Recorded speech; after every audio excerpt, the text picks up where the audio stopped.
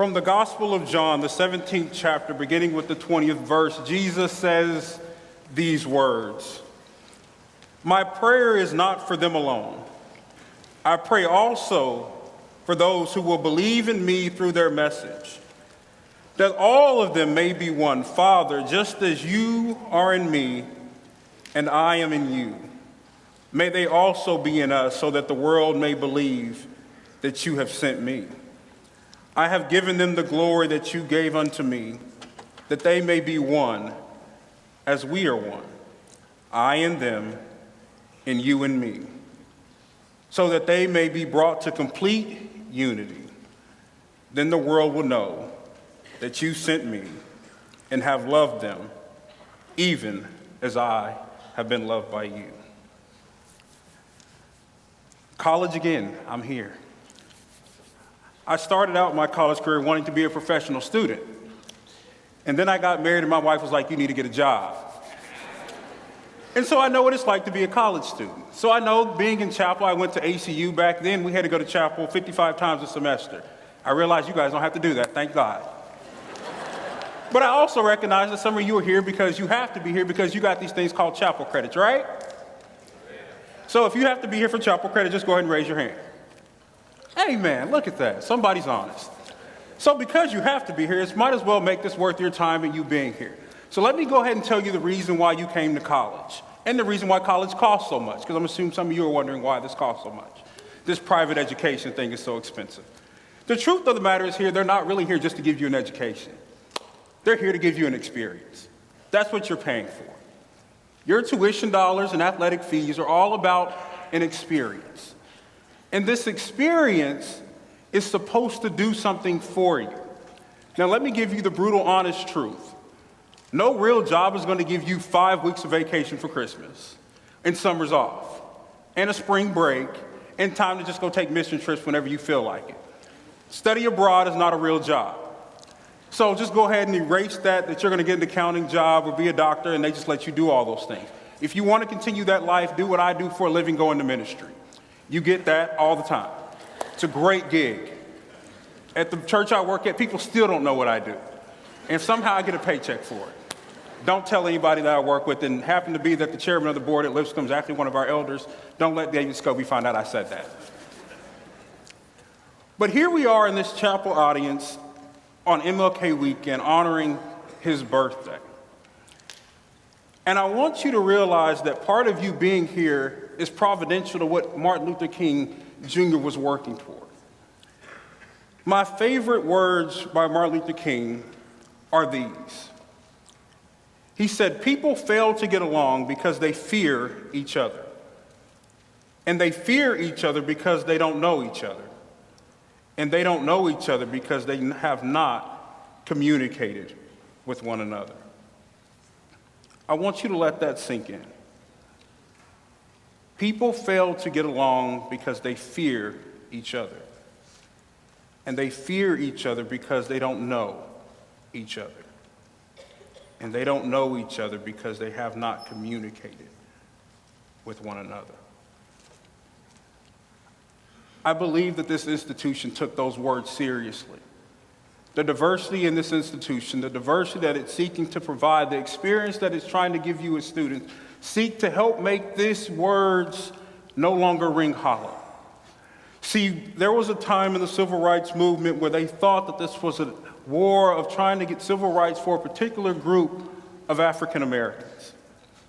But the truth of the matter is that what made the civil rights a public issue was actually those on the other side of the aisle who decided to join the fight. See, it was our white brothers and sisters who aligned with the blacks who decided that we see something that we have in common. But I want you to recognize where it actually started. It started in places like this. It was college campuses and universities across the nation where white students and black students and students of other nationalities got together and they decided that, you know what, we have more in common than what we have different about one another. We have more things in common that we can agree on than what we have things that we need to argue and fight about that are different. We have more things that we actually align with than what we have that tear us apart.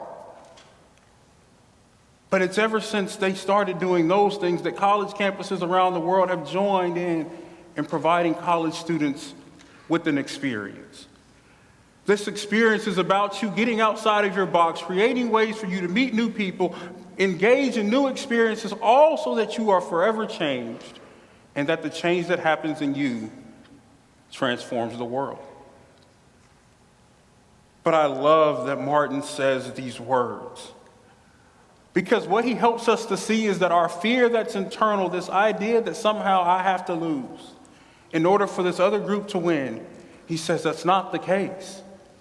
All you have to do is choose to step across the aisle and meet them.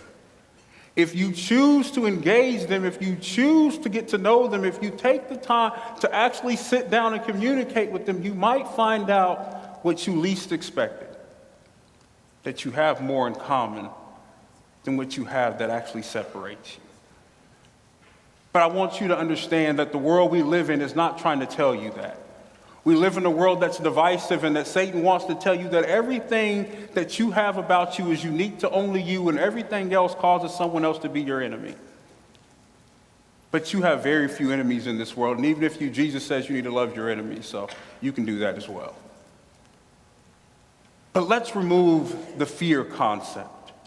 Let's remove the thing that tells me that the people across the world, that those people who are not like me are somehow so different that there's no way we can get along. Martin says that's not the case. Dr. King shows us another way that, you know what, we can actually not only get along, but we can get a lot of things done. See, progress happened when students came from this city of Nashville and they drove down together, whites and blacks, to places like Mississippi and Montgomery, Alabama during the bus riots. And they got together and they decided that we have more in common to change the world, to change the society that we live in for the better. But it wasn't until I read this passage that Jesus says is his prayer that I realized how important it is for us to have communication. The prayer that Jesus offers in John 17, he says, Father, help them to be like us. Jesus' first acknowledgement is that the Father and he have more in common than they do different. They have something that they share in a kindred spirit. They have something that they share in their identity that makes them one. One of the things I love about my job is I get to do weddings, and quite often when you do weddings, people want to hear the verse, whether it's from Genesis or one of the Gospels, where you get these words that the two shall become one. Now, anybody who's ever been married, or if you're planning to get married, let me tell you the truth. You're not just going to magically become one. It takes work, it takes effort, and most of the time as a man, it's going to take you willing to say, yes, dear. So ladies, if he can't say that now, he's not marriage material yet. So in saying and doing these vows, you get to this point where you realize that becoming one requires some sacrifice. It requires me stepping outside of my comfort zone for the betterment of the union. I don't always get my way for the betterment of the union. For the betterment of us becoming one, I have to let go of some things about me. And oftentimes the thing that I have to let go of is the thing that I think that makes me who I am. Because I'm really good at being a selfish individual. But my selfishness is rooted in my fearfulness that I'll lose who I am. And Jesus says that's exactly the point. You need to lose who you are so that you can look more like me. So, Father, help them to not be fearful. God, help them to see that they have more in common with one another, because what they have common at the very core of every human being is the Spirit of God. At the core of everybody who you breathe life into is your spirit, and they are connected, regardless of whether they live in this country or some other foreign land, whether they're rich or poor, whether they're educated or uneducated, regardless of the skin color they're wrapped in. God, they're all united because you made them that way. And so, God, don't let anything tear them apart. But when they decide to have conversations, when they decide to get outside their comfort zone, when they decide to engage in this expensive private education college experience at Lipscomb University, they will find out that their tuition dollars are at work because they're helping them connect with other people who are actually just like them. but I want you to see the fruits of the labor. See, many years ago, places like this didn't really exist. There was a time that on our Christian colleges and campuses where we didn't have diversity, not only in student body, but in faculty at all. There were times when there were rules and laws written where places and events like this didn't happen. But because somebody decided to see the commonality, it changed for everybody. So your time here at Chapel is a part of the experience. It's part of you getting to see people and experience life with people who are a little bit different than you. But if you spend time with them, you'll find out you have a lot in common with them. And for some reason, people keep showing up and paying money because they want an experience. And they want to get to know people. They want to take mission trips around the world. They want to serve on opportunities. They want to be in diverse classrooms with diverse faculty, learning about great things. But what's really happening is that our world is changing. Our world is beginning to see that we're more connected in so many great ways. But let me tell you, when you leave this institution after your 4 or 5 years, or if you decide to be a professional college student, please graduate along the way. Do that, graduate. That helps, rates when they publish them. People actually leave here. So help the institution out. But what people are beginning to see in this is that there's something magical that happens on college campuses. So what I want to challenge you as students to do, the next time you're eating over in the campus center, or the next time you go out, or the people in your dorm halls that you might not know, I want you to take some time and just have a conversation with them. Introduce yourself to them. Because if not, you're missing out on making your dollars count at the institution that's trying to give you an experience. You'll never be in another position where you have the opportunity to engage in such a time as this.